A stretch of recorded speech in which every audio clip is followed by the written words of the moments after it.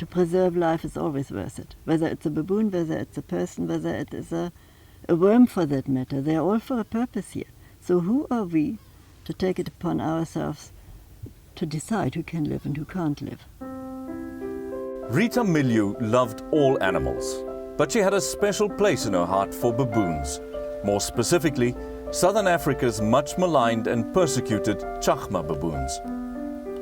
Rita took in orphan baboon youngsters after their parents were killed. And against all odds, she succeeded in creating new troops with these animals that she later successfully reintroduced back into the wild. This way, she saved countless baboons from living out their lives in cages.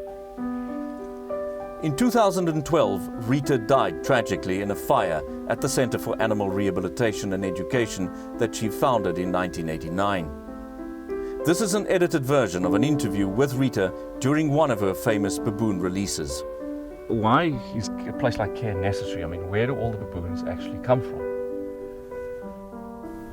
They come from human interference, from human not letting them live. It's as simple as that. I mean, there's been that vermin law for generations, and so any baboon on site was killed, and what was left over are the babies. And being so cute, of course, people would say, "Ah, shame, we can't kill it." Then people played with them, and then eventually nature conservation stepped in and killed them because there was no such thing that you could put baboons back into the wild. And that's where I came in, you know. That's where you've changed everything. Yeah. Why is it so important to rehabilitate and release them again? Well, people have asked me that for years and years. And why don't you play with rhinos or cheetahs or something that is worthwhile to preserve? Well, I basically think that any animal, any wild animal is worthwhile to preserve because you don't know when you're going to lose them. And especially when people climb in and kill and kill and kill, they manage to get rid of anything. So why not start a little bit earlier while you still have some? How long does it take you to put together a release like this one? Well, you know, virtually, I mean, in ideal conditions, 4 or 5 years. That would be ideal. Then they are just in their prime, and you see, the main thing of a baboon release was what people, and it's so stupid, I mean, they've been living with baboons closely and nobody bothered to study their ethology. And the main thing for baboons is their troop cohesion. You cannot, of course, you cannot just take one baboon and say, there you go. It's not working. They need, for living and being successful, they need that troop cohesion. And of course, as you have seen just now, you can't just push one out and say, find a troop. They will never accept them. For the males, it's easy because there is this natural crossover situation. They've got to leave one troop for genetic reasons and go into another one. But females, as they're born with the ranking of their mother, and that's what they stay in the troop. And no troop will accept the female because it would upset their whole ranking. It would. So a female has got no chance whatsoever to get into a troop.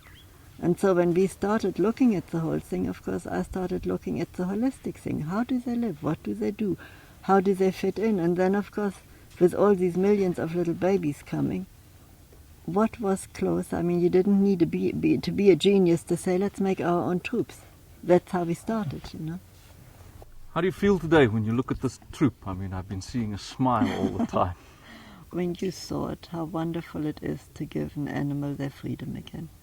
And baboons are they so much show their feelings. You don't even have to explain. You just look and you see how wonderful it is for them.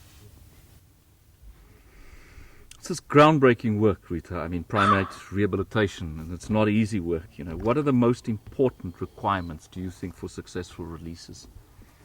You know, one has to bear in mind, and there is perhaps a misperception in the public, freedom, here I come, open the door, wonderful. Actually, it's the most stressful time in their life, especially when they've grown up from orphan type and they don't know. Luckily enough, they have a lot of instinctive knowledge. But as such, this is, you just have no idea how stressful it is for them. And so the most important thing is to give them really as much support as you can from the beginning to the end. We stay normally about 6 months with them until we're really sure they know what they're doing, they know where they're going, they know where they shouldn't go. In this particular situation, we need extra time to show them the layout of the land. Baboons need a horizon to orientate themselves, and as you can see, there's no horizon. So this extra bit of time that we've got now going out in winter is for them to learn.